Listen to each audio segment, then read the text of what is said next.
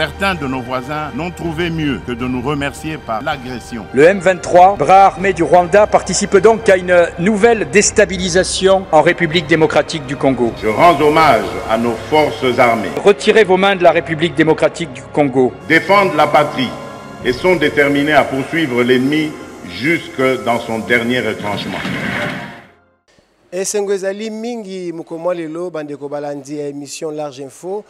Boyebi banso ete ezali émission ememelaka bino basango na bolayi bwa yango bipai binso na kati ya Congo démocratique pe na etuka na mboka na biso Congo démocratique bipai binso matondi mingi na bino bayibolandaka biso na bokebi pe bozali kopesa biso makutu na bino mpona kozwa oyo ezali basango ya solo na kati ya émission eye ezali kopesama na wabino Paulin Kalamba Mupekeshai lelo tokomeka mpe kokota na eteni mosusu ya émission na biso to ismino ete Large Info ezali émission oyo ekotaka penza na bozindo ya mayemanso bozali na bosenga ya koyeba na bozindo yango mukomwa lelo to tamboli momoke tozali na ngambo ya Kingabwa na avenue Kwango numéro 7A na kati ya commune ya Limete epa wapi toye kokuta na yoko mosali ya Nzambe pona kolobela na makambo ebele oyo etali bana Nzambe na kati ya mboka na biso Congo démocratique mingi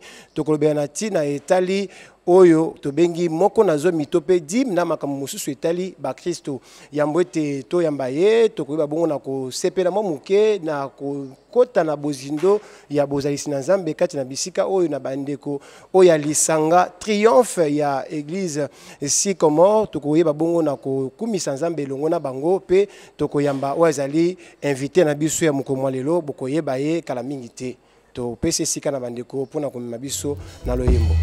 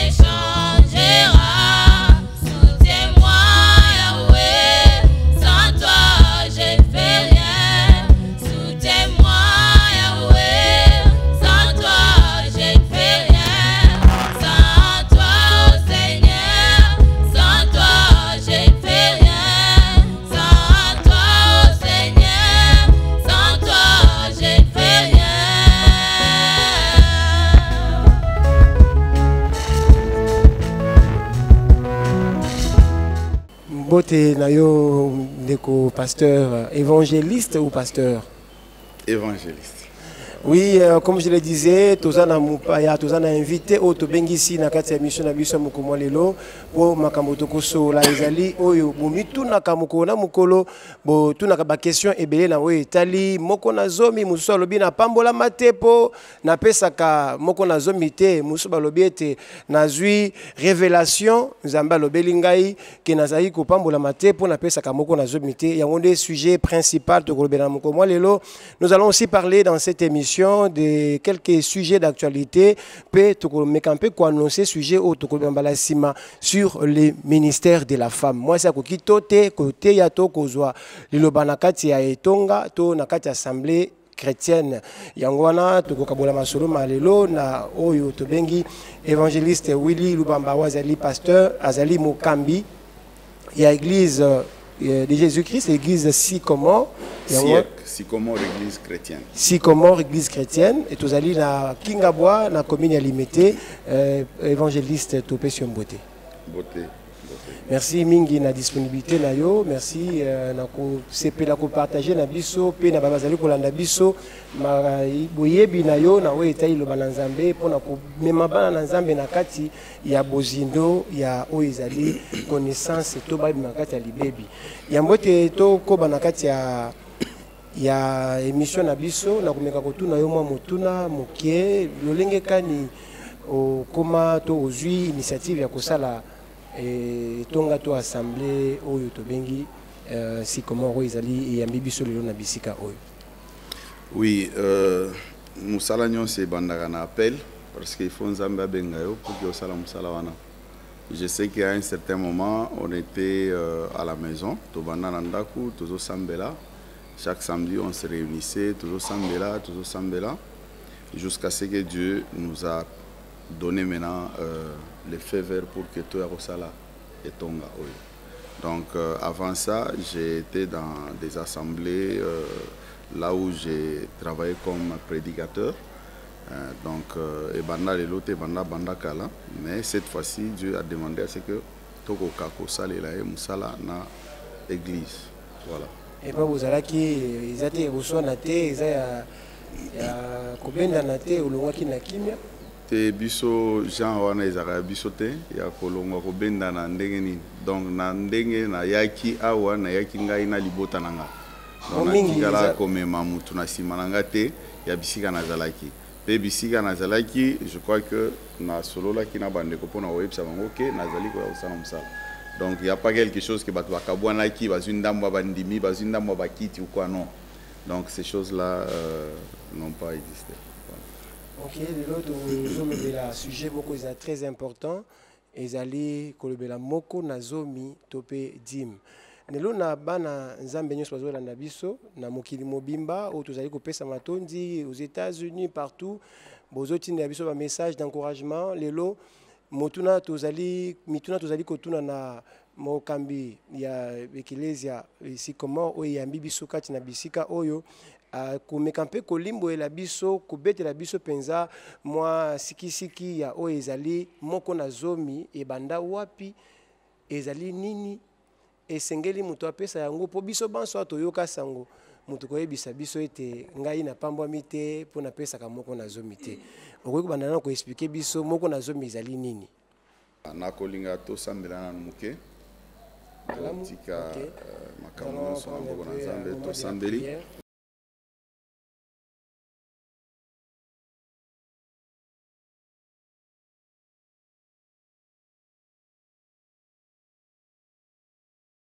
Sois au milieu de nous, manifeste-toi en toutes choses, Père, au nom de notre Seigneur Jésus-Christ. Amen. Amen. Alors, sujet à Moko Nazomi, ezali sujet Moko Oyo et eza na ba incompréhension et belé, na ba masanga pe belé, ba mususu pe ba zali ko comprendre, ba zali ko changer, mais ba mususu ba zali ko demeurer na kati, ba na ba raison na bango. Alors nous aussi on était dedans. C'est-à-dire que bisope to bandaki ko lia moko nazomi ba bisika tozalaki wana tozalaki pe kopesa moko nazomi na biso mais avec l'esprit des yeux, et puis on a essayé de vérifier. Avec l'aide du Saint-Esprit, on a compris que l'enseignement des Sama et donc, moi, on a mis les Londres, et commis le impôt, loi. Ils ont exigé vraiment. Tout le monde est dans l'église, aux gens dans l'église, vous voyez, ceux qui ont remarqué que moi, au Yopé, si moi, on a zoomé dans l'église, ils ont dans l'église, au bazar, ils ont un carnet, mais ils vont jusqu'à faire payer l'amende parce que dans les là, au moment tango babanda opesa moko na zomi ceux qui ont les 6 mois il faut ceux qui ont les 6 tant opesa wana il faudra opesa avec amende donc comme les 1/5.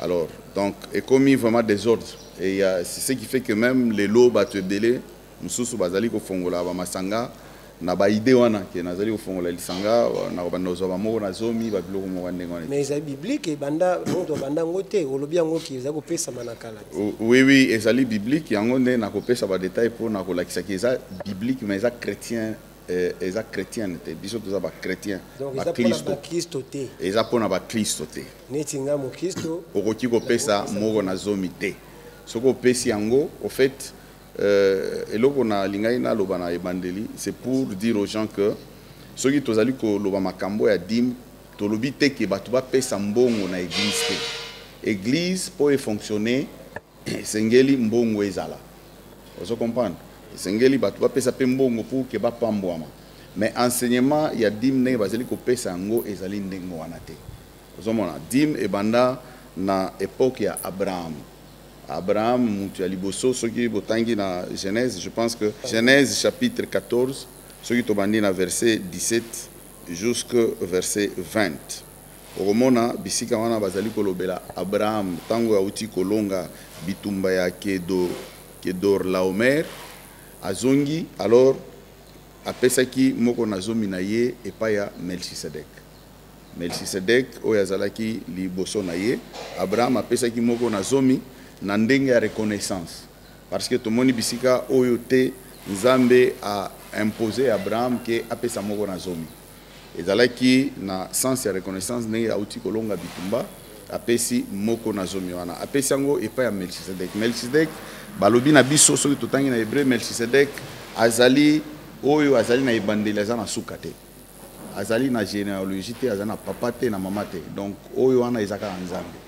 Alors, awa Nzambe abandai ko se manifester na oyo balobi corps théophanique.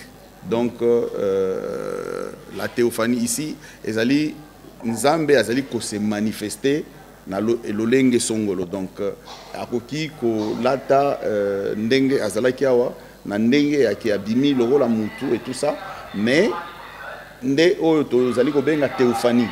C'est-à-dire que Nzambe a se manifester na lolenge boy. Alors Melchisedek azali Nzambe bisika Abraham akende kopesa moko na zomi na ye wana nde dim ndenge ezali kobanda kuna et après mutu ya mibale oyo kaka to moni na Bible ezali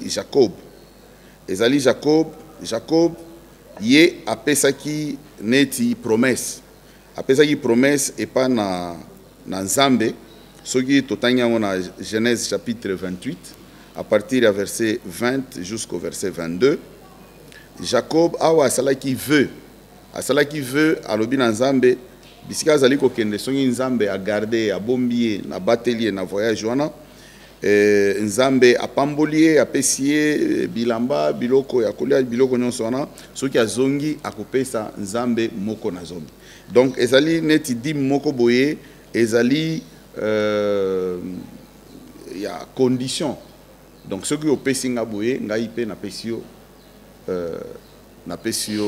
moko na zomi ndengo bandaki awa na koloba ke mutu alobi ke nazo pesa moko na zomi nazo pambwa mate mais awa ezali nde Jacob alobi na Nzambe ke soko pamboli ngai voilà soko pamboli ngai na kopesa yo moko na zomi bon Bible pe etalisaki bisika Jacob akende kopesa moko na zomi awate. Donc toli koloba ke na ebandeli avant loi ya Moïse mibeko ya Moïse dim tomoni yango bisika Abraham akiko pesa na ndenge ya reconnaissance pe Abraham apesaki dîme nini dîme oyo ya butin de guerre donc bisika auti bitumba biloko azwi la bitumba wana nde wana akenda kopesa dîme de tout ya biloko nyonso et puis ezalaki mbongo na ye moko teke ake kopesa ezalaki dîme oyo ya butin de guerre na oyo ya balot banani et tout ça nde ake kopesa ezalaki teke Abraham asali na musala na ye boye bafuti ye azwi moko na zobe ake kopesa non et puis il a donné à main propre na Melchisedec. Vous comprenez? Wana nde di apesi na mosakoli moko te apesi na mutute o ya nzoto ya kokufa non apesi na nzambe na maboko alobite balobite awa teke non apesa ki sacrificateur moko boye apesa ki non apesi na Melchisedec. C'est-à-dire que lelo soki ndeko oyo bandeko parce que tango to discuter sujet wana mingi na bandeko total si bango que dimo bazali ko senga ezali bazali ko senga ngo na ndenge ya mobeko ya Moïse alors ba mususu ba kimi place wana ba non biso tozo senga ngo lokola Abraham donc na ndenge ya reconnaissance alors to si bango mais na ndenge ya reconnaissance Abraham apesa nzambe akenda opesa mutute et puis de deux na ndenge Abraham wana Jacob pe azaki wana Jacob a lobaki na dîme moko boye conditionnel et puis Abraham ba imposa qui était que apesa dîme volontaire parce que les lots tomoni ezali ba imposition alors soki batwana ba kimi côté kuna total si bango pe ndenge nini Abraham apesa ki di moyen baloba ezate donc na ebandeli dîme bandi wana na Abraham na Genèse ne tozolo koloba et puis Jacob pe et après toye ko kende sikoyo na loi de Moïse loi mibeko nzambe apesa ki Moïse na bana Israël tango ndenge basalaki ba tribu nyonso ya bana Israël ezanaki na libota oyo babengi balewi balevite baone bazalo ko ba pasteur lelo ba évangéliste ba pasteur bon batu bazali ko batu bazali ko loba terme wana d'une façon abusive donc balevite lelo bazate lelo tozana basali na nzambe wana ce sont eux qu'on appelle qu'on compare ou lévite non bango lévite ezali tribu ya bana Israël wana vous comprenez papa ça est consacré dans voilà mais si les ndenge moko na ba pasteur non yoka oui les pasteurs évangélistes ba docteurs nyonso na bazali basali na nzambe ce sont les serviteurs de Dieu bazala ba lévite te lévite ezali tribu ya Israël donc lelo tokoki ko kende na ba makambo wana te parce que ezali un peu bato azali ko comprendre na sens na bango d'abord ba lévite na Israël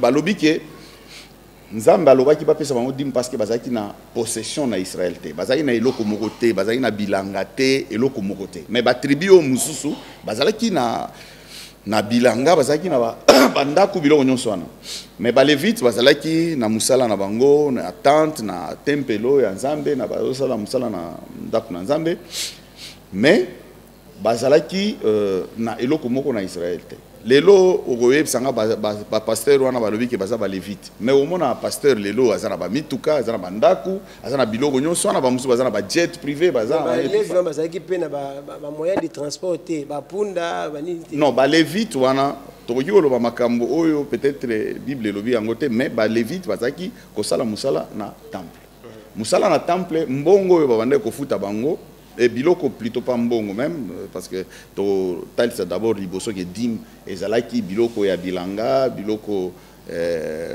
oyo ezali ko uta na mabele tout ça ezaki mbongo bazako pesa neti ne bazako pesa lelo te uti na labeur moko na zomi wana alors ndenge babanda kozwa biloko na bango bazali kolia bazali kosala pe o bakoye kosala mais koloba ke bazali na mpunda okwa ngana okilo bango te parce que Bible lobi yango te mais babanda kozwa dim oyo bakokaki kosala yango makambo na bango to bandi na dim ya liboso dim na mibeko ya Moïse toza na 4 dim hein na kopesa ba verset soki botangi na Nombre chapitre 18 verset 21 awa d'abord balobi boye je donne comme possession aux fils de Lévi toute dîme en Israël pour les services qu'ils font les services de la tente d'assignation voilà na Nombre chapitre 18 verset 21. Donc ici, ba lévite lokola bazaki na possession na Israël te, nzambe nde alobaki na Moïse, Moïse ayi bana Israël, bazwaka moko na zomi na bango il y a biloko il y a mabele bilanga et autres tout ça ba pesaka na ba lévite pour que ba vivre na yango nde ezalaki loko la salaire na bango. Alors wana ezaki dimi ya liboso dimi ya mibale soko tangi pe atana Deutéronome chapitre 10 verset 9. C'est pourquoi Lévi n'a ni part ni héritage avec ses frères. L'Éternel est son héritage, comme l'Éternel ton Dieu le lui a dit. Donc, Lévite, bazaki na possession na Israël. On a dit mi aliboso, bazali ko pesa ba Lévite. Dit mi ami balé, Nzambe alobi, soki totangi na Nombre chapitre 18, tobani na verset 25 jusqu'au verset 31, exemple moulaï, ndeko bakoti kokoma bakotanga. Dans Nombre chapitre 18 verset 25 jusqu'au verset 21, awa ezali dim oyo Nzambe alobi ba Lévite tango bazali kozwa moko na zomi na bango, bango sikoyo bazali kozwa dîme de dîme. Bazali ko pesa sacrificateur. On appelle ça likambo na église lelo. Dîme de sali makambo lelo na Kinshasa. Na kotanga bakomba église te mais ezali presque pas. Oui mais kasi dîme de dîme wana na kolobana no boye. Bandeko oyo bazali ko kima, bazali ko lobaki, bango bazali ko senga dîme selon la loi te. Mais bazali ko senga dîme de dîme. Balobi sikoyo tango otuni bango dîme bozo senga selon loi babi non biso loi te biso ezana ndenga Abraham. Bo sikoyo tuna bandeko wana na ndenge Abraham kuna est-ce que Abraham apesaka dîme de dîme? Vous comprenez? Alors bango bazo senga lelo dîme de dîme. Dîme de dîme eza sous la loi. Ezaki deuxième dîme na makambo mibeko ya Moïse. Donc baki makuna te. Kuna baza na moyen ko se justifier te parce que Abraham atika la opesa dîme de dîme te. Jacob n'en parlons même pas. Donc awa Abraham kene ko pesa kutu ye moko epa na Nzambe. Donc dîme de dîme ezakite. Donc bandeko soyo bazo senga dîme de dîme lelo bandima que bazali ko senga dîme selon la loi. Vous comprenez? Biso toza lisu na makamani be côté nous sommes sous la grâce. Mais Jésus-Christ a dit aye ko lire loi te aye ko accomplir yango. Oui Jésus-Christ a eu ko accomplir loi oyo ya ndenge ba sacrifice bandaki ko babanda ko sala na ndenge akala ye aye ko mi pesa lokola mbeka na biso na ekulusu ndalobi tout est accompli. Donc comme na makambo nyonso wana na ko expliquer parce que bandeko musu bazo loba dim balobi yango na Nouveau Testament mais na Nouveau Testament qu'est-ce qu'on a dit na Nouveau Testament makambo dim.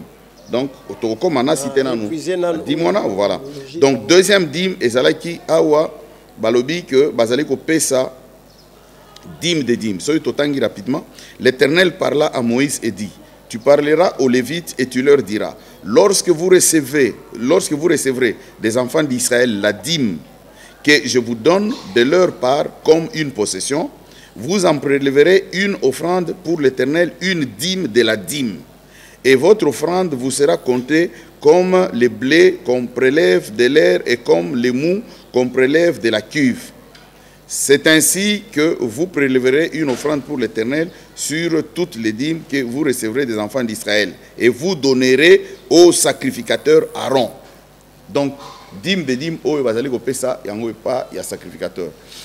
C'est comme ça que au komona lelo ba église ndenge ezali bozana église awa ezali lokola centrale na bino bozana ba église sikoyo na ba province ou bien awa kaka na ba commune mususu. Ba pasteur bazakuna na tango bazali kozwa dîme bazali ko pesa epa ya oyo bazali ko mona neti sacrificateur bazali ko pesa ye dîme de dîme.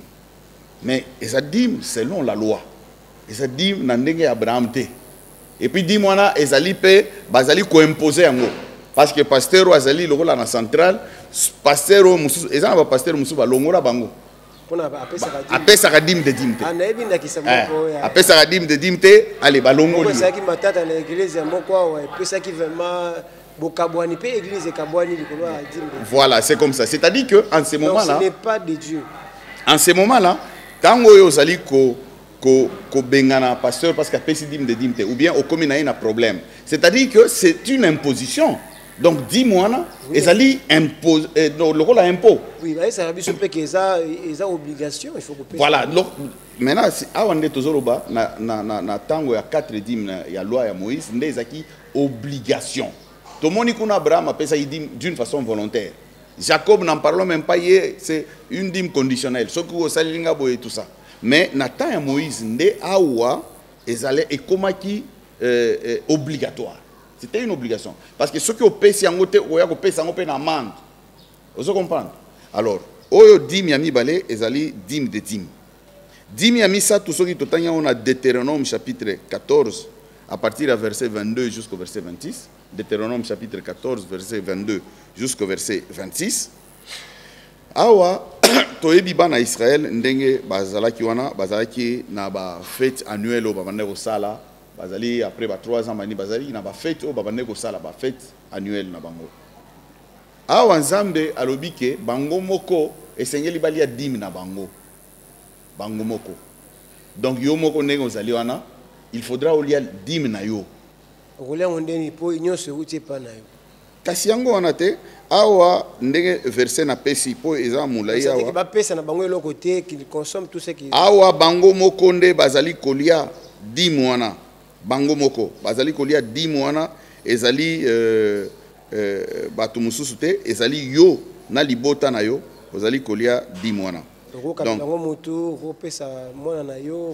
ozali kolia yango awa balobi na biso boye na tango oyo ozali kozwa dîme wana ozali kokende nango bisika oyo nzambe atalisaki pour que bokende kolia dîme wana soki bisika wana eza mulai parce que bandeko mususu balobi ke bolobi ke dîme ezaki labeur nakala mbongo ezalaki koexiste te mbongo ebandaki koexiste mais babanda kopesa dîme ya mbongo te parce que neti awa na troisième dîme oyo ezali na tango oyo ozali kokende bisika wana soki eza mulai nzambe alobi ke ozwa biloko na yo wana oyo ozali kokende nango parce que ezali kopese ezali moyen transportant kuna balobi teka yango ozwa misolo c'est-à-dire misolo ebanda koexiste na période wana teka yango ozwa misolo soki ozwi misolo okei na bisika oyo esengeli olia dîme osombi sikoyo biloko oyo okoki kosomba pour que olia dîme na yo osepela. Donc mbongo ebandaki koexiste na bisika wana.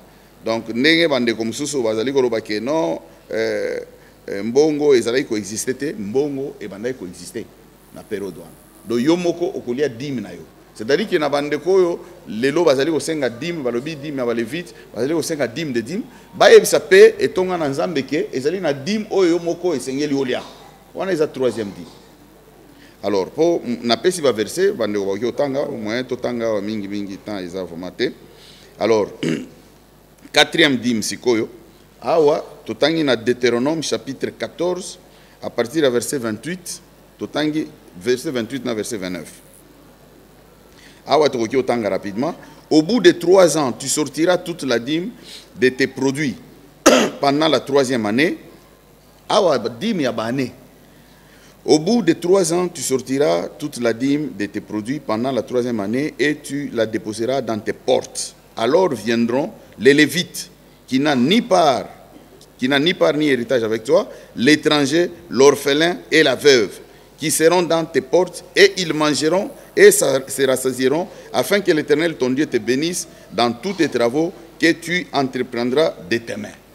Awa, balobi, 4e dîme oyo, obi misi yango, bat oyo, que ce soit lévite, que ce soit veuve, orphelin, étranger, ye kolia yango. Donc, c'est-à-dire que wana oyo ozolia te ya yo moko ezali oyo touti koloba 3e oyo 4e ezali ya batu ba orphelin ba veuve ba ngonde yango ndenga na zoloba que c'est comme ça que attention kotangi na Deutéronome chapitre 26 verset 12 na verset 13 okomona ba komi makambo wana ya kopesa dîme wana ba zali kolia yango na ba veuve ba orphelin ba étranger et tout ça. Alors omoni na mibeko ya Moïse tozaki na 4 dîmes awa na mibeko ya Moïse 4 dîmes 4 dîmes oyo ezalaki obligatoire il faut futa c'était comme ça. Alors lelo tozali komona na ba église presque nyonso ngana tikala komona na église moko boye okei ba yebiso ke non dîme na yo koki kopesa d'une façon volontaire ou quoi. Non. Ezali obligatoire. Des fois bazali ko kende kozwa prédicateur moko boye aye wana ya peut-être ata ya libanda. Voilà, aye kolobela bazali kopesa même na ba verset biblique ya Ananias et Saphira. Ananias et Saphira ba pesa ka dîme te ezali makambo dîme te. Tout ça pour disons ko sala de sorte que bana nzambe ba bazana bubangi. Tu vois, ça fait la peur, comme une culpabilité. Vous comprenez? Mais et pourtant, ce n'est pas ça. Oyonde ezalaki imposition, il faut foutre. Alors les lots, na ba église oyon sonné, tozali komona, bazali ko senga d'une façon volontaire. D'abord, et de deux, ils imposent aux gens. Mais tant qu'on va imposer, mais c'est la dîme sous la loi. Alors, deuxième point, deuxième dîme, il y a dîme de la dîme. Dîme de la dîme, c'est sous la loi. Donc, église nyonso yo ndenge ezali na mokili mobimba. Église oyo ezali kosenga et dîme, ezali kosenga na dîme de dîme. Attention ba boy kolobela ba bandimi, ba dîme mibale oyo etikalité. Baza kosenga dîme de dîme. Donc, nyonso wana ba dîme bazali kosenga oyo selon la loi. Baza na kati ya lisumu, to bazo sala eza nango facultatif, eza nango grave te.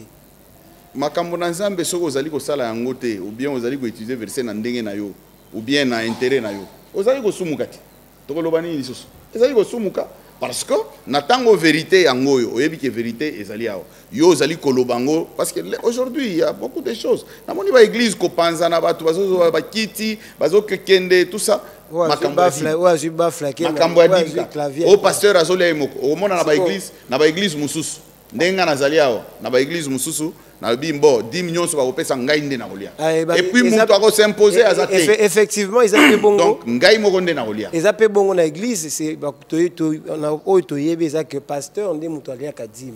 Bon, ba komi yango wapi que pasteur ndé alia kadim. C'est ça, c'est ça. L'ignorance. Ba lévite. Non non non, o moni na uti koloba ke ba lévite oyo ya temps ya Israël lelo bazate. Soki pasteur azoloba na yo ke aza lévite. Bon voilà. Tolobi ke aza lévite. Mais ngai na ndimite ke aza lévite. Bon, supposons qu'aza lévite. Ba lévite wana nde ba bande kolia dim. Ba lévite wana bazalaki na kati na bango. Ba yembi bazalaki, batu ya protocole bazalaki, batu nyonso wana o bazali ko sala na temple. Nde ba bengi ba lévite. Ba lévite ezalaki te que ezali kaka prédicateur ou quoi. Non, ba lévite c'était tous ces gens-là. Il y a tribu, il y a Lévi. Il y a Lévi. Ndenge basaki na temple basaki ko sala même ba chantre, batu ya protocole, batu nyonso wana. Mais ba perception wana te, esa perception na baki na ba chantre na ba. Donc c'est pasteur ou ou rien. Kasi yango nde nazoloba. Non, yé alobi kaza lévite. OK? Est-ce que lévite azala kamoko? Lévite ndenge bazalaki wana. C'était toute une tribu, non? Lévite ezalaki tribu.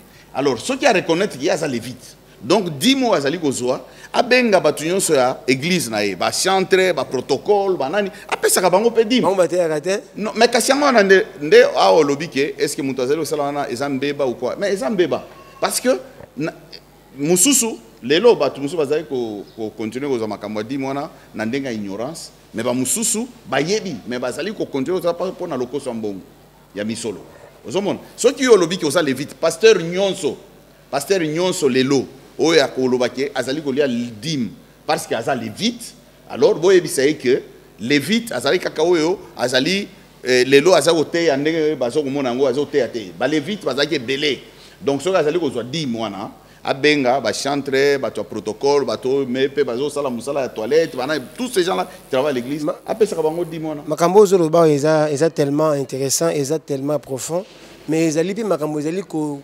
bimisa la moussa ba balala ki pongi parce que les lois tumingi ba sous l'église les pasteurs aujourd'hui ba obligé ya mafinga na ba réseaux sociaux na ba place belé neto oza ba ke mabonza ndezo mva misayo ba ko ke yo ozo azami bien mabonza ya bato donc ils ne vivent que de ça bango pona bango ils approvisent les gens pona ko dondwa bazo somba mitu ka minene bazo sala bandini boye na ba offrande ya batu na ba dîme ya batu ça dit na maté oyo zo pesa awa ya ko décourager batu basenga bandini te nazo décourager batu te nazo mema batu na mulongo na kati et autres c'était que au monité que comme ma susu confoncer susu couteau na kati ya pota na kota la lolenge makamongo ezali parce que batu bako bayende bien ko bakete to ko pesa les sous-souté to ko kinde sous na église pour pesa ba dîme na ba offrande te les gens risquent de penser que c'est ça non offrande te ngana zolo ba tozolo ba makamba dîme awa mais les gens quand batunyo so bazolanda biso ce n'est pas tout le monde dans l'église même na kati église otozali oyebi ki batunyo so te bazana culture ko yeba différence entre offrande entre dîme action de grâce na Galates 6 Hein, Galatie 6, les autres, offrande du prophète. Et ça, c'est aussi une parenthèse. Autre retour, moi, Nini. Est-ce que.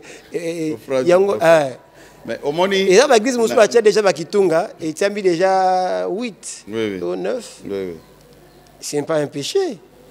Et Voilà. comment c'est lui qui travaille à l'hôtel, mange à l'hôtel, c'est lui qui remplit les services, la fonction sacrée dans l'église, a mérité. Oui, et l'ouvrier mérite son salaire. Oui, mais c'est ce qu'on a le là, et qu'on séché.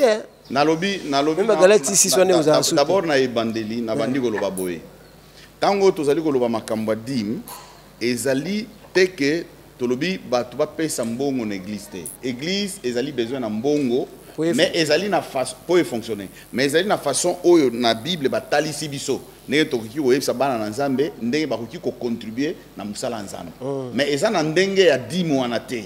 Vous comprenez? Ça n'a pas dit moi parce que attendez gars le baké non ce qu'on peut sur pambo mais ils ont battu verre va pesa va dim ça rend ngona ils ont battu mususu pe va pambo bon fait mutaza au mona ko pambo ma il voit beaucoup plus le matériel so to lingi to lo bana sens on parce que battu mingi va so ko matériel et pourtant ko pambo ma ils ont large vous comprenez ils ont vraiment large mais tu verras qu'il y a des gens qui les donnent mais ça rend ngona moi je souhaiterais avant to comme na makamona na silsana nous makambo ya dim comme ça tokende alors nauti oloba makambo ya 4 et 10 mois selon la loi ce que bande ko balobi pe Jésus avait parlé de la dîme.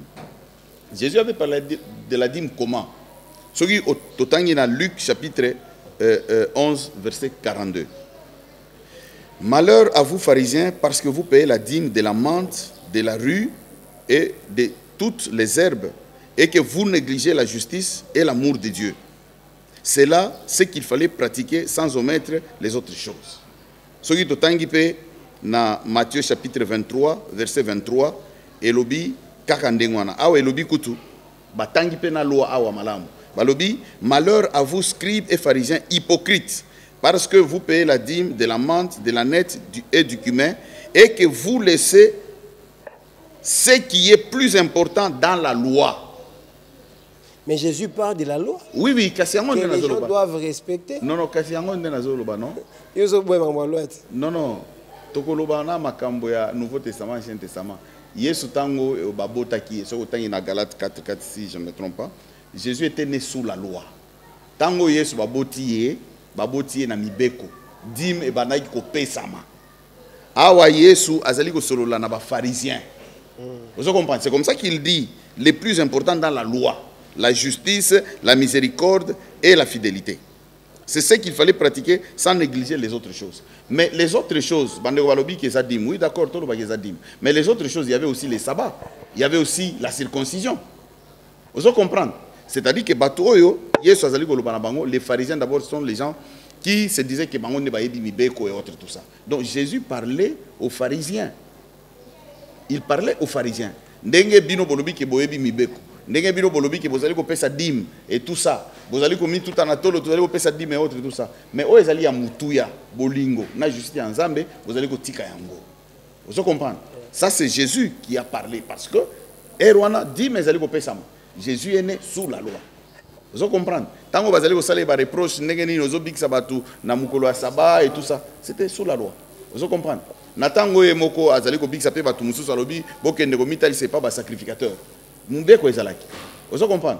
Alors donc c'est ça parce que les frères disent non dans le Nouveau Testament Jésus a parlé de la dîme donc alobi. Non non, Jésus ici parlait de la dîme sous la loi de Moïse. Awa alobi na dîme il y a d'une façon volontaire. Ce qui na awa na robaki na Galates 4:4 alobi mais lorsque les temps ont été accomplis, Dieu a envoyé son fils né d'une femme né sous la loi. Donc Jésus était né sous la loi. C'est-à-dire que makamunyon so ne bandeko salema ezalaki ya mibeko. Alors, Jésus a yé koloba lisusu makambo dim na Luc chapitre 18 à partir du verset 10 jusqu'au verset 14. Awa azali koloba makambo ya pharisien na publicain. O bazali ko sambela. Alobi nani o azalaki justifié, ezalaki disons publicain parce que azali ko sambela na boto signon son humilité, mais pharisien azali koloba ngai na pesa ka ba dim na tout ça. Vous comprenez? Nde bisika Jésus a parlé de la dîme. Mais Jésus Ici, il parlait aux pharisiens. Très bien. Et il parlait aux pharisiens de quelle dîme? De la dîme sous la loi. Donc Jésus ne parlait pas de la dîme ici, il y a Abraham. Il y a Abraham. Non, Jésus parlait ici de la dîme sous la loi. Alors, tant que Jésus a lobby na makambo il y a dîme sous la loi. C'est pour dire que biso ba chrétien et sengeli to ko ko sa dîme. Avant na kota na makambo sus na ko expliquer. Jésus a lobby que lobby na baye ko na ye aller prêcher la bonne nouvelle, baptiser les gens au nom du Père, du Fils et du Saint-Esprit. Aïbisi bango ba fanda bazela na Jérusalem. Bazela molimo mo santo. Quand le Saint-Esprit viendra, il y a un monde qui enseigner bino et voilà qui s'appelle bino makamunyon soana. Les apôtres étaient là dans la chambre haute, bazali kozela tant que Saint-Esprit, alors babimi. Au lieu de baptiser au nom du Père et du Fils et du Saint-Esprit, on va baptiser au nom de Jésus. Pourquoi au nom de Jésus? Parce que c'est dans le nom de Jésus que nous avons le pardon de nos péchés. Ça, c'est le Saint-Esprit qui les indique pour faire ça. Alors, Tala Sikoyo, Nathan Oyo, Bayekoli, Bazali, na acte des apôtres. Quand on parle des chrétiens, Oyo, Christ et Ambo, ils ont l'acte des apôtres. L'acte des apôtres, est-ce que Bantoma, Basengadim? Donc, nous sommes exaltés. Nous sommes fondés sur l'enseignement. Il y a apôtres, les apôtres de Jésus. Donc, c'est pour dire que Ndenge makambo ezali ko salema awa baptême au nom de Jésus et tout ça. Donc totika lo mona place mon côté oyo bango bakei ko senga dîme. Sikoyo nazali ko tala makambo ya Malachi parce que bande ko tango bazali ko apporter vos offrandes, vos dîmes, bokomona ndenge na ko pambola bino. Voilà. Omoni Malachi 3. Voilà, Malachi 3 verset 10. Balobi apporter à la maison du trésor toutes les dîmes afin qu'il y ait de la nourriture dans ma maison. Mettez-moi de la sorte à l'épreuve, dit l'Éternel des armées, et vous verrez si je n'ouvre pas pour vous les écluses des cieux, si je ne répands pas sur vous la bénédiction en abondance. On des versets oyo bazali kola le yango. Mais bazali kola le yango, le mal c'est que bazali ko tangango malamute. Ozomona Malachi kutu ezali na ba chapitre belete. Ezali ka na ba chapitre je crois 4. Alors ce qu'on comprendre version malamu banda na Malachi chapitre à liboso. Okotanga yango oko comprendre que Malachi parle de la dîme sous la loi de Moïse. Donc ceux qui ont les lois, ils utiliser verset à Malachi, ils allient côté yango na église pour que batu ba pesa dîme, c'est-à-dire que ils allient ko senga dîme wana sous la loi de Moïse. Alors ceux qui otangi pe na Malachi chapitre 2. Malachi chapitre 2 à partir du verset 7 à verset 9. Car les lèvres du sacrificateur doivent garder la science. Et c'est à sa bouche qu'on demande la loi. Ah, bazali ko sacrificateur. Balobi, car les lèvres du sacrificateur doivent garder la science, et c'est à sa bouche qu'on demande la loi. Parce qu'il est un envoyé de l'Éternel des armées. Mais vous vous écartez de la voie. Vous avez fait de la loi. Vous avez fait de la loi une occasion de chute pour plusieurs. Vous avez violé l'alliance de Lévi, dit l'Éternel des armées. Et moi, je vous rendrai méprisable et vil aux yeux de tous les peuples, parce que vous n'avez pas gardé mes voies et que vous avez égard à l'apparence des personnes quand vous interprétez la loi. Wana Malachi chapitre 2, verset 7. On parle de la dîme sous la loi. Awakutu bazali ko kebisa ba sacrificateur. Va interpréter loi. Voilà. Bazali ko bango nde il faudra pas interpréter la loi na ndenge ya malamu. Nde bazali ko reprocher bango awa. Vous comprenez? Et puis même quand on parle de la dîme des dîmes, la dîme va bien amener dans la maison du trésor. Maison du trésor ezalaki na ba chambre oyo babandai kotia dîme de dîme. Dépôt, tout ça. Voilà, dépôt. Oyo babandai kotia ba dîme de dîme. Alors qui mettait dîme de dîme ezalaki ya ba sacrificateur. Soko tangi na Malachi awa chapitre totangi d'abord na Néhémie. Néhémie chapitre 10 verset 38. Néhémie chapitre 10 verset 38 et le biboy. Les sacrificateurs. Awa tozali ko lobana dîme ya ba sacrificateur d'abord. Balobi les sacrificateurs fils d'Aaron sera avec les Lévites quand ils prélèveront la dîme Et les Lévites apporteront la dîme de la dîme à la maison de notre Dieu dans les chambres de la maison du trésor. La dîme des dîmes. On apporte ça dans la maison de notre Dieu, dans les chambres de la maison du trésor. Et ce qui otangi bien awa na Malachi, ndenge tozali kotanga awa Malachi chapitre 3, avant au verset 10, au bandi na ibandelikuna, tu vas voir que on est en train de reprocher aux sacrificateurs. On parle aux sacrificateurs. Donc la dîme ici qu'on utilise, c'est la dîme sous la loi. C'est-à-dire que mutu akoya lelo aye na verset biblique, il y a Malachi, aye koloba makambo, il y a Malachi awa. Donc azali kosenga dîme selon la loi. Malachi chapitre 4, touti na Malachi chapitre 3. Place azali koloba amener tout ça. Tokomi na Malachi chapitre 4 verset 4. Balobi lisusu boy. Souvenez-vous parce que na Malachi chapitre 2 nous avons vu qu'on parle de la loi. Awa na Malachi chapitre 4 verset 4 balobi, souvenez-vous de la loi de Moïse mon serviteur auquel j'ai prescrit en Horeb pour tout Israël des préceptes et des ordonnances. Entre autres, de donner la dîme. La dîme sous la loi. Vous allez comprendre. Donc c'est-à-dire qu'aujourd'hui je demanderai à Bandeko Oyo bazali ko pesa verset à Malachi. Malachi eza ebelete. Batika. To batanga ngomo bima batika babetsa ma babandana nu soki mutu alobi na yo makambo dim na Malachi yebisa ye OK. To solo la na yo, to solo la no bien. Zwana nu livre Malachi bandana chapitre 1er, tangati na chapitre. Monsieur Broluka yo basa na yo débat contradictoire. O me ba débat mamusu ba kimanga na problème te. So lingo ça la débat contradictoire. Parce que aux rares ba bazolo le makambo ba dimo. Mais eza matière na yebiso ke biso peto banda olia dim. Alors nako banda kolia pona kosa ka bana c'est na église awa soki lelo na lobi ke non na senga ka ba dim. O senga na ote. To senga ngondenge ni parce que Bible sengi na biso to senga ngote. Galate 6 bo senga te. Ba offrande ba pesa ba Galate 6 wana. So to tangi au moins to tanga na Galate 6 parce que bato bazo comprendre ngope bien. Kasi lobini. Voilà. Tout même nyonso tozana yango bozi nyonso même. Nyonso. Donc c'est-à-dire que attends ozana lopango semé. C'est-à-dire que né tozana église awa, né tozana église na lobimbo Galate 6. Mutu nyonso azwa biloko na ye nyonso. La volonté na esiko. Yoka, ndenge bango bazo comprendre. C'est-à-dire que mutu nyonso azwa biloko na ye nyonso aya nango awa. C'est-à-dire que batu nyonso bakotika ba pauvre, ngai ne na komi riche. Mais mutu akomi yango alobi que azo exigeant ngo selon yete pona bola muna yete mais selon Galate 6:6. Awa Galate 6:6. Et lobi na biso nini? Que celui à qui l'on enseigne la parole fasse part de tous ses biens à celui qui l'enseigne. Fasse part. Fasse part. Donc c'est une part.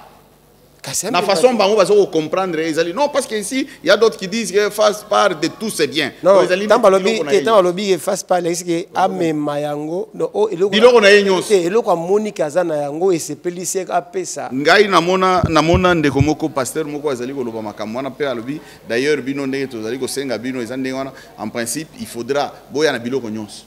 Alors, le problème est ça. Est-ce que ne totangia wana Galate balobi que non? C'est obligatoire, il faut tout ça qui tunga moko boye, to komi Galate 6 et tout ça pour que batu ba pesa. Non, ce n'est pas ça. Awa ba komi ngo ndengo na te ba komi awa balobi que muté azalaki atei boye akiti, allez ba zumbongo ba pesier. Non.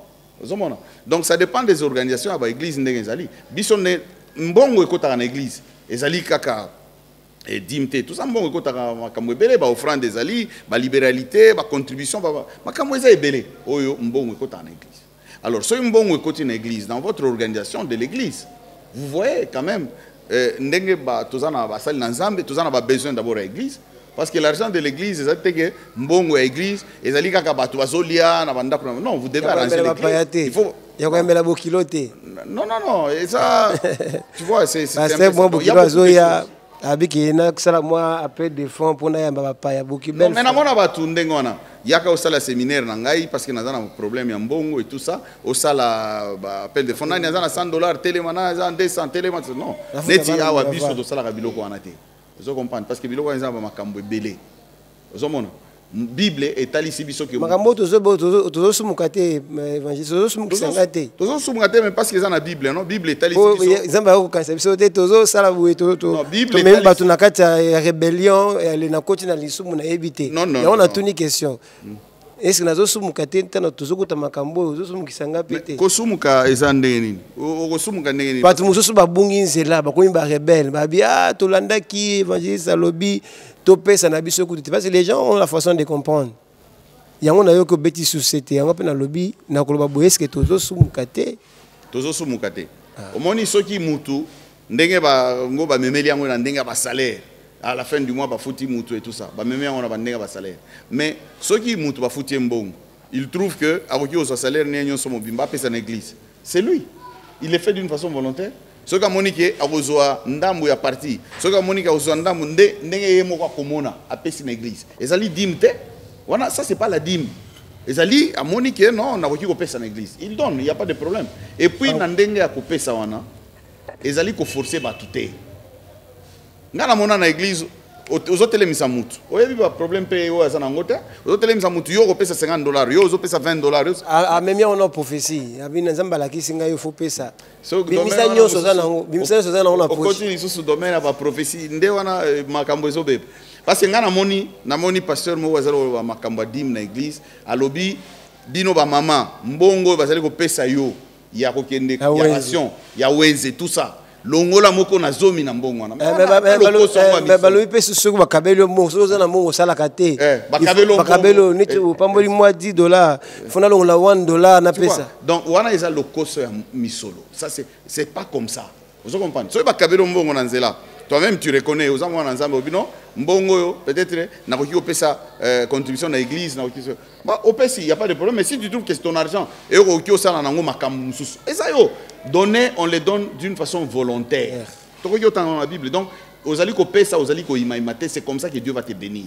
so ozali ko pesa ozali ko imaima ozala bénité ezali eloko mu deux fois ça la volontairement to landi tozo continuer na kati ya mission na biso tozo kuma muke na suka moi petit résumé par rapport à Italie dim avant que to marquer moi pause muke na bandeko parce que to kataki bango na lombango et puis tokozwa aspect ya suka pe pour na kochiter na émission na biso ya Mokomwa lelo est-ce qu'il y a un petit une petite conclusion qu'on peut ça par rapport ya auto yokiawa dim et tout ça qu'est-ce que les gens doivent retenir na mokuse na Italie moko na zomi comme ça nous allons marquer une petite pause avec nos bien-aimés et Triomphe.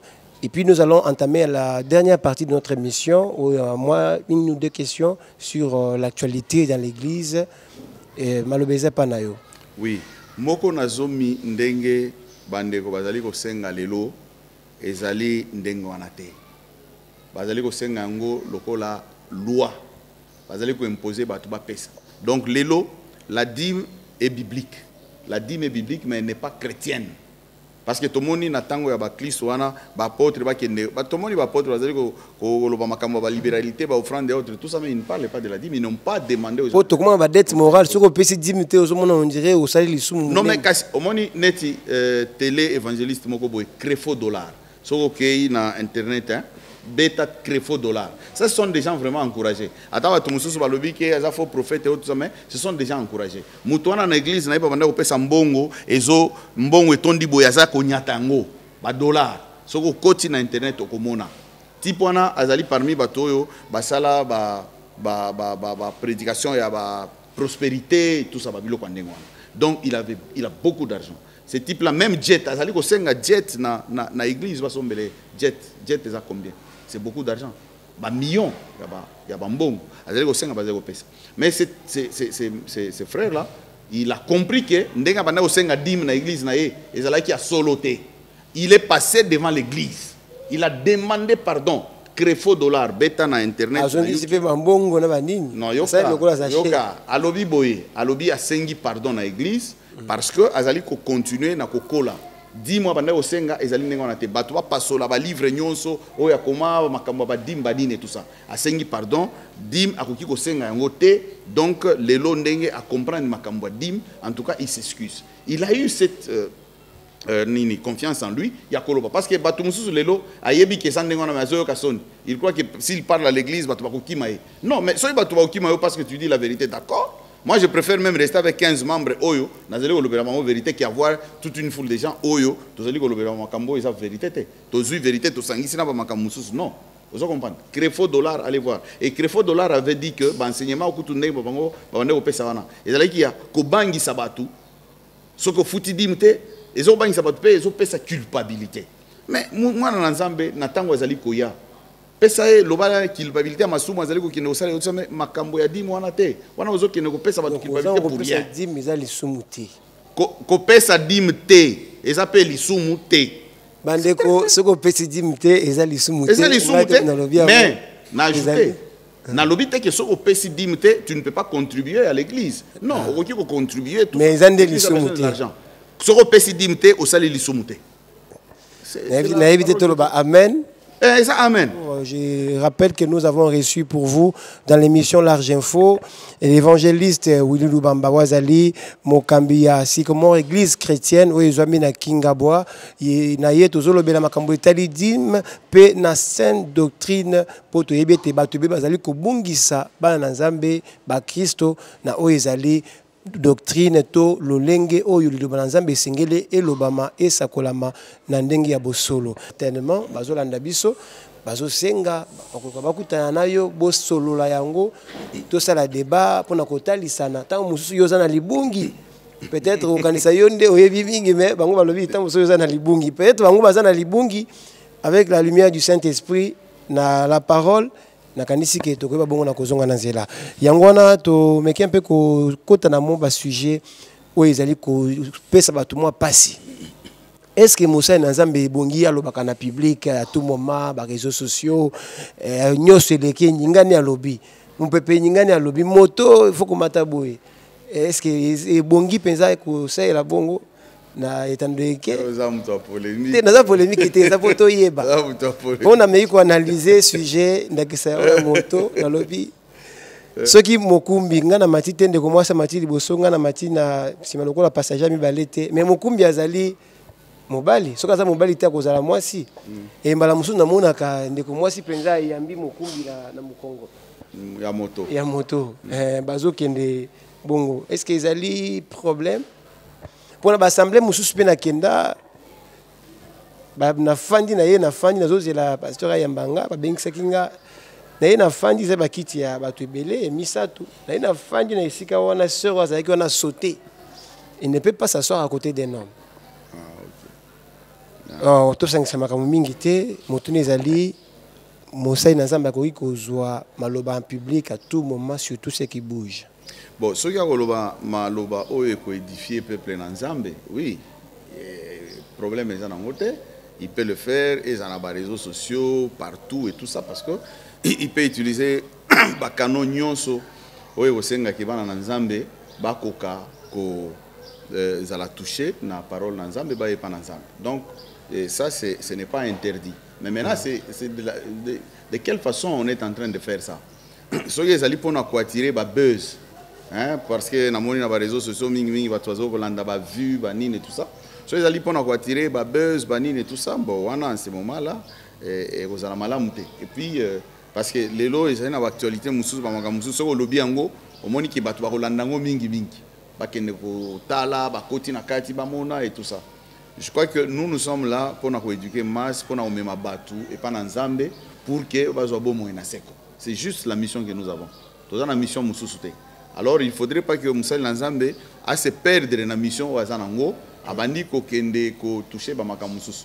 So to tangi na 2 Timothée chapitre 2 tout ça na tango bazako loba. Na tango to zali ezata ya mbile kwa suka.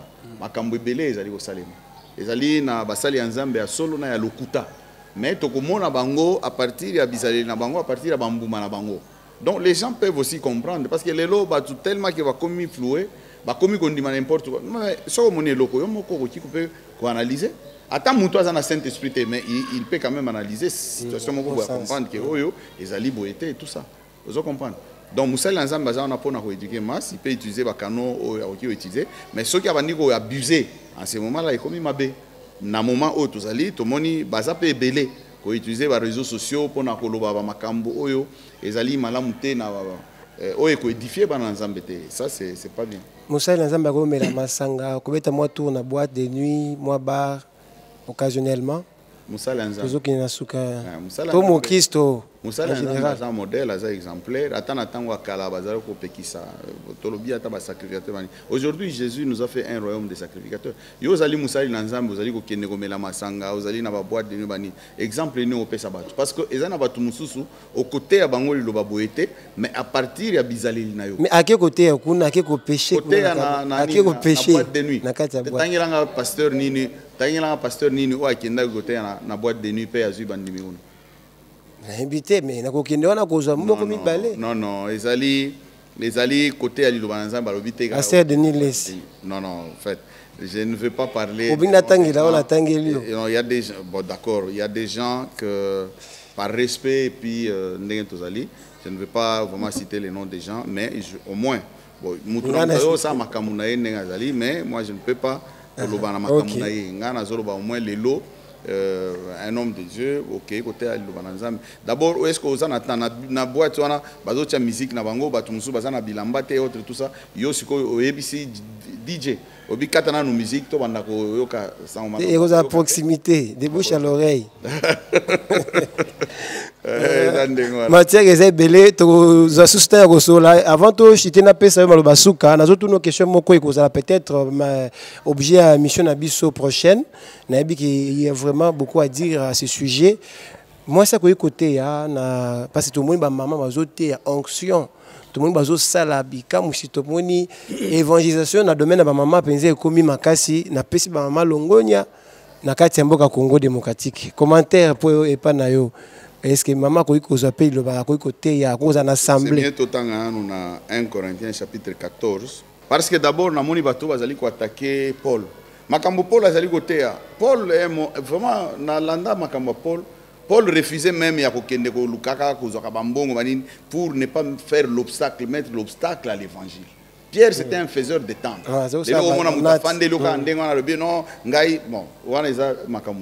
Mais Paul a lobby, que non, Paul a battu à Corinthe. Parce que c'est là qui boye. Soit au Tangia, on a 1 Corinthiens chapitre 14, verset 33. Le lobby n'a pas boye. Car Dieu n'est pas un Dieu de désordre. Car Dieu n'est pas un Dieu de désordre, mais de paix. Comme dans toutes les églises des saints. Ah, ils sont à Corinthe, dans 1 Corinthiens. Comme dans toutes les églises des saints. Comme dans toutes les églises des saints, que les femmes se taisent dans les assemblées, car il ne leur est pas permis d'y parler, mais qu'elles soient soumises selon que le dit aussi la loi. Parce que dans le temps où mibeko pe wana, so ko na temps où mibeko ba sacrificateur ba nani so na biso, tangelanga ba sacrificateur ya basio bazala ki wana bazate. Dans le temps ya loi pe za kanding wana. Vous comprenez? Alors balobi que verset 35, si elles veulent s'instruire sur quelque chose, qu'elles interrogent leur mari à la maison, car il est malsain à une femme de parler dans l'église. Yoka sikoy, verset 36 na 37. Est-ce de chez vous que la parole de Dieu est sortie ou est-ce à vous seul qu'elle est parvenue? Verset 37. Je ne discute pas sur ça. Si quelqu'un croit être prophète ou inspiré, qu'il reconnaisse que ce que je vous écris est un commandement du Seigneur. D'abord, on parle de toutes les églises des saints. Et puis on dit que ce que Monique vous a inspiré, vous a prophète et tout ça, c'est que moi je te dis ici, c'est un commandement du Seigneur. Et puis tu continues, parce que tout ce qui en a balobi, un commandement du Seigneur, c'est la verset 38, balobi. Et si quelqu'un l'ignore, qu'il l'ignore. Bible ça bien. Ah boy anaye. Donc ngai na koki aye baké, c'est un commandement du Seigneur. Tout ce monde a ba maman ba sali pe musala mingi. Lelo penza bato bazaki ba pagano komela milangwa kosala ekobo kosala makambo ibele bayambi Yesu ba maman bayambi si bango Yesu na moni maman mususu bazo baptisé hein. J'ai vu la sœur elle est aussi chantre na moni azo baptisé, je crois que les images je vais vous les montrer baptisé, donc ça dit que Patre Moussala Penza allait faire de toutes les nations mes disciples. Basali yango, bapesipe li batisi. Au encourager toi ou décourager? Bon, au fait, na bandeko d'abord nous sommes. Bazo sala déjà, baza déjà na appel. Ko sangate bazui de bango moko ka bazo sala bikama wana na ndenge na bango to na solo kate. Bazo sala yango na kombo ya Yesu. Mais Yesu nde azo sala na bango. Soki Yesu aboya ki bango pona nini? Atiki bango apesi azo utiliser bango na lolenge wana.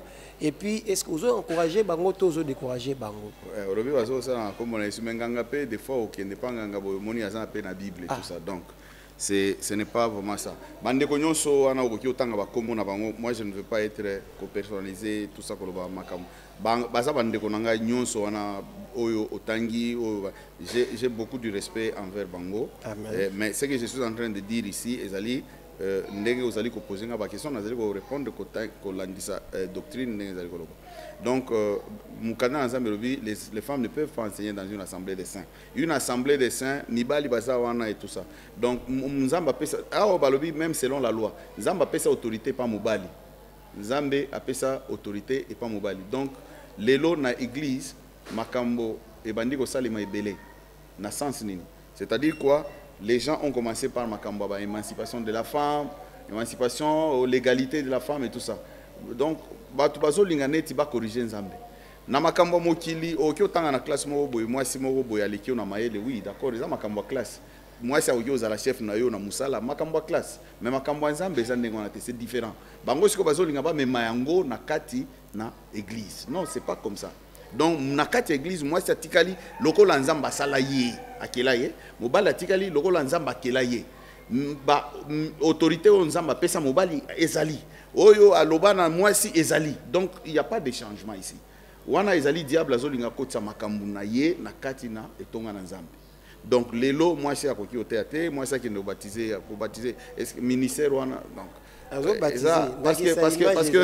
parce que l'habitant ils ont vraiment mingité peut-être na émission musuto solango mais en principe va ça appeler à kosala makambu wana te faut bazongela kotanga pe Bible bien va comprendre nango ne bazo sala il y a des gens azo prophétiser azo édifier non ndenge mona muto azali côté oui au fait ce que je suis en train de dire ici ezali moni ba ministère wana on nzamba pesa wana ko prophétie ezali ministère ya prophétie ezali ya prophète donc ba ministère wana ezaba ministère ya ba autorité hein na kati na église na opeso exemple moi si moko boya azali côté moi si na yo par exemple azali côté awo yo nandaku ozaki ne problème parce que tant moi ça zote awa soka lobi église mobimba to fukama bato zo fukama soka lobi église mobimba boya awa bo fukama la tiela bino maboko dona mobali na ye akoya wana ozo comprendre siko bozongi nandaku bokomi nini quoi donc il faut pas mélanger ezala autorité ndenge nzamba pesela yango mobali et kotikala ka ndenge wana ozo comprendre na parole pe parole tango nzamba za ko pesa Adam azo pesa yango Ève bien pesa yango Adam.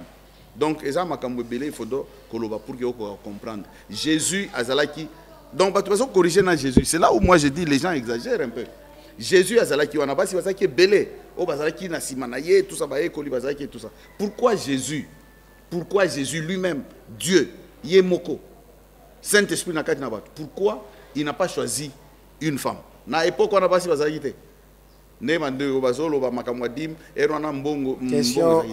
Question.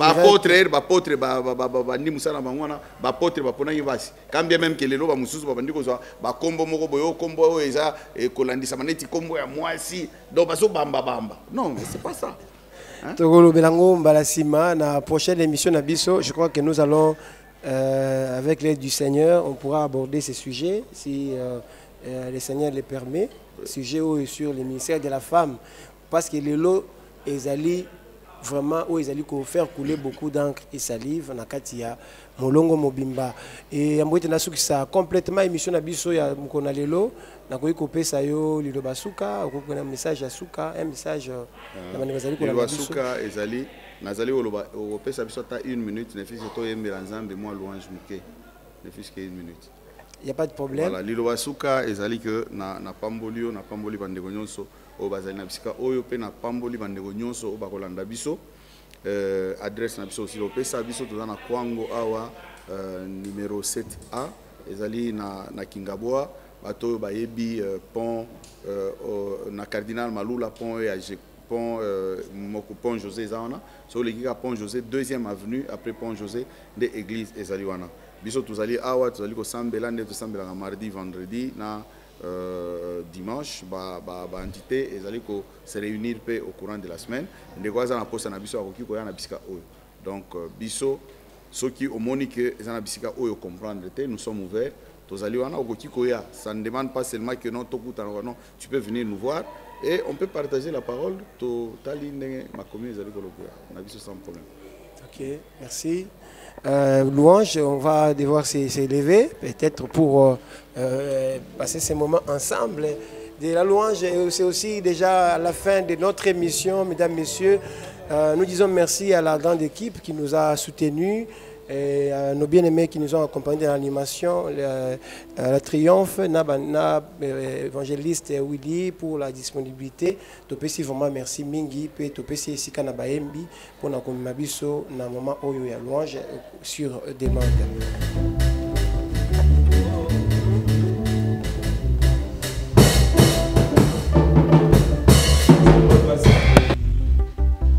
Basakoli,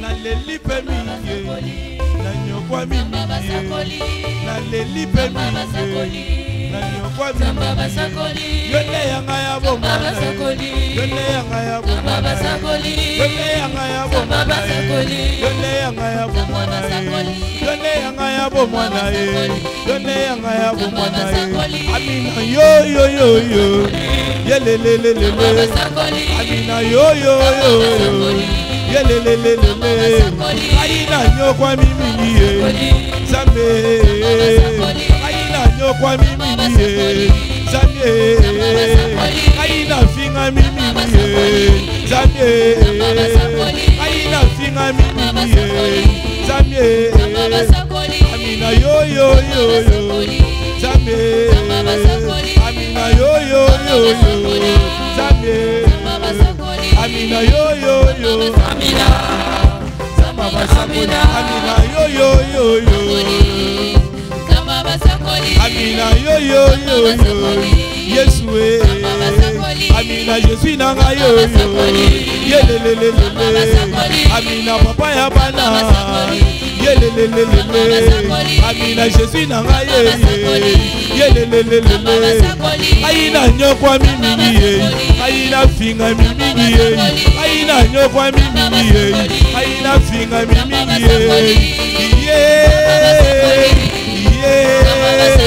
yole yanga ya bomana yole yanga ya bomana yole yanga ya bomana yole yanga ya bomana yole yanga ya bomana yole yanga ya bomana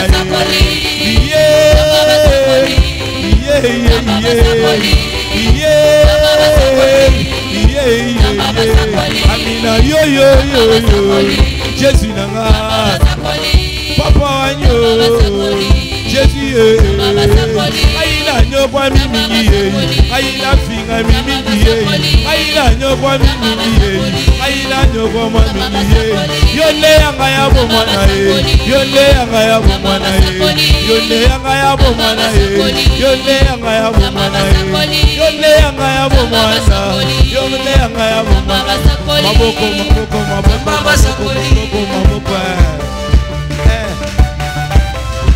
d'être alloué. Ah, mololo, mololo, mololo, mololo. Oh, Amina yo yo yo. Amina yo yo. Samba basakoli. Amina yo yo yo. Amina yo yo. Samba basakoli. Amina zamba wili. Amina yo yo. Samba basakoli. Amina zeta malide. Amina yo yo yo. Amina yo yo yo. Amina yo yo yo. Amina papa ya bande. Amina yo yo yo. Amina elija moteme. Amina yo yo yo. Amina dogende ko ape. Amina yo yo yo. Amina yo yo yo. Amina yo yo yo. Amina yo yo. Amina yo yo. Amina yo yo yo. Amina yo yo yo. Amina yo yo basakoli amina yo zamba basakoli zamba basakoli zamba basakoli amina Jésus na ngai zamba basakoli zamba basakoli amina Jésus na ngai zamba basakoli zamba basakoli aina nyokwa mimi aina finga mimi yonde yanga ya bomana yonde yanga ya bomana yonde